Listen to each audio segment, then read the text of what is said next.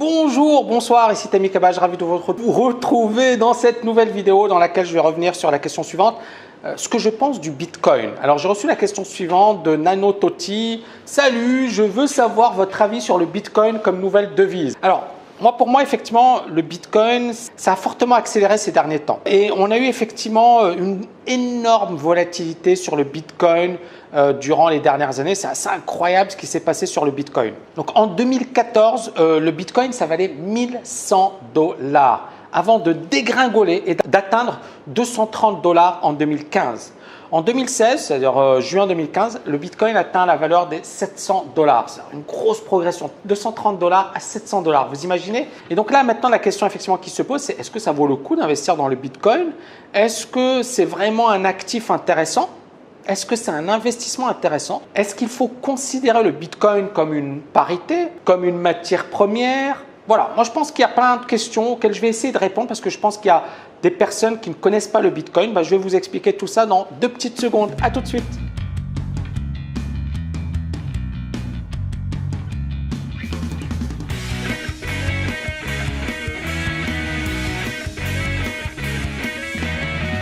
Donc, premier point, qu'est-ce que le Bitcoin? Alors le Bitcoin, c'est une monnaie cryptographique.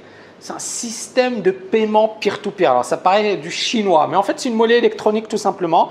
Ça a été inventé par un japonais, Satoshi Nakamoto. C'est un système qui fonctionne de manière décentralisée, sans autorité centrale. C'est-à-dire que ce n'est pas effectivement comme une monnaie. D'accord? Donc, il n'y a pas effectivement une banque centrale, etc. On parle aujourd'hui d'une capitalisation, c'est-à-dire grosso modo ce qui circule par rapport au Bitcoin, capitalisation supérieure à 8 milliards d'euros. Ce qui est pas mal, mais ce n'est pas grand-chose, encore une fois. 8 milliards d'euros, c'est rien par rapport aux monnaies. Mais c'est vrai qu'on en parle beaucoup du Bitcoin. Et l'objectif avoué du Bitcoin, c'est quoi? C'est de remplacer les monnaies classiques. C'est-à-dire que l'objectif, effectivement, c'est de passer à l'étape suivante. C'est-à-dire qu'on est dans une situation où on se dit les monnaies classiques, elles ne valent pas grand-chose, c'est du vent, c'est de la monnaie de singe et il nous faut une monnaie alternative. Et c'est ce qui explique le succès. Alors, deuxième point, le Bitcoin, c'est une monnaie extrêmement volatile. Alors, je vous en ai parlé tout à l'heure. Je vous avais dit, on est passé de 1100 $ à 230 $, puis à 800 $. C'est énorme. Donc, pour le moment, effectivement, on peut dire que c'est super volatile. C'est-à-dire que la personne qui se dit, je veux avoir une sécurité, une garantie, waouh, d'accord, la volatilité du Bitcoin, elle est extrême. Et ce n'est pas de bon augure pour ceux qui souhaitent l'utiliser. On a assisté d'ailleurs, je vous l'avais dit tout à l'heure, à une volatilité folle. C'est-à-dire on a eu un passage de 1100 $ à 230 $ pour ensuite revenir à 700 $ en juin 2016. Et c'est effrayant de se dire, je vais investir dans quelque chose qui peut me faire du comment dirais-je, moins 90% et plus 200%. C'est quand même assez incroyable. Surtout que pour l'instant, les monnaies en vigueur, ça va être difficile de les détrôner. Et je pense qu'effectivement, le fait de se dire il y aura une monnaie qui va remplacer toutes les autres monnaies, waouh, je ne pense pas que ce soit aussi simple que ça. Pourquoi ce n'est pas aussi simple que ça? Parce que, imaginez-vous, et c'est le troisième point, un danger pour les États.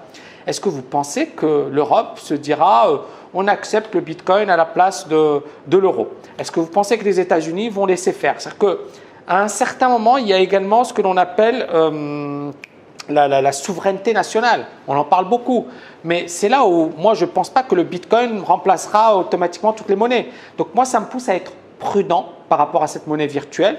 Et je pense qu'effectivement, elle représente un danger pour les États. D'accord? Les États, et vous le savez, les États-Unis, l'Europe, etc., ils ont déjà de grosses difficultés.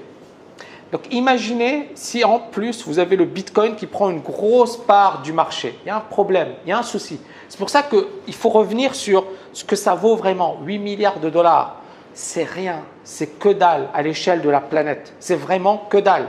D'accord? Par exemple, quand on voit les dettes des États, pour les États-Unis, c'est 1000 milliards. Donc effectivement, 8 milliards, c'est rien, c'est une goutte d'eau. Donc moi, pour résumer, j'ai envie de dire effectivement que les Bitcoin, ça peut être effectivement une alternative, qu'il faut regarder l'avenir. Et c'est là où le Bitcoin est intéressant, c'est que ça offre de nouvelles perspectives. Mais ce sera l'objet d'une autre vidéo. Donc pour moi, effectivement, c'est un actif qui est intéressant. sur lequel on peut investir. J'ai même envie de dire on peut spéculer parce que ce n'est pas de l'investissement là. On est dans de la pure spéculation avec de telles variations, c'est de la spéculation. Mais pour un investisseur, il y a encore beaucoup trop d'aléas. D'accord? Et donc, effectivement, on n'a pas suffisamment d'historique. Donc, moi, si j'ai envie d'investir, j'ai envie de savoir comment ça s'est comporté dans le passé. Mais on n'a pas suffisamment d'historique. Et un bon investisseur se doit de prendre des décisions en se basant sur des données. Or là, on n'a pas de données historiques. Donc, on ne sait pas ce qui va se passer. Ça peut être un pari, c'est-à-dire que ça peut réussir. Et il faut avoir un argument qui tient la route, mais ça peut également échouer. C'est-à-dire que vous pouvez vous retrouver avec zéro. Et c'est la raison pour laquelle moi, je me dis, si vous voulez investir, pourquoi pas. Mais attention, il ne faut pas miser gros, surtout que je vous dis, c'est en concurrence avec des États.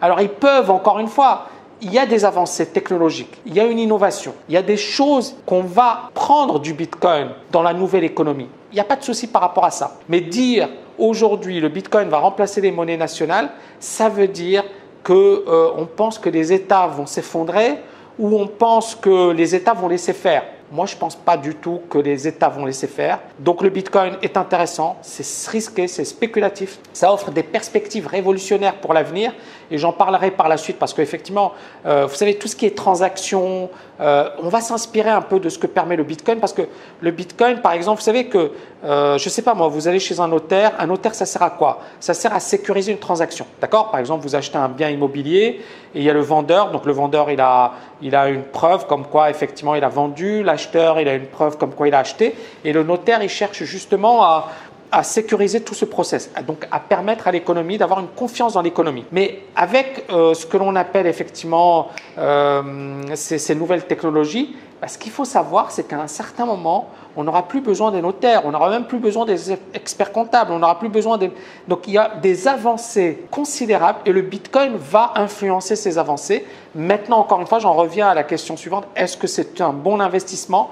Je pense que je vous ai donné la réponse. À voir, à suivre. Pour l'instant, c'est de la spéculation, mais pourquoi pas, si effectivement les choses évoluent correctement, pourquoi pas, hein, je ne suis pas fermé. Mais pour l'instant, je vois mal les États laisser faire. Voilà.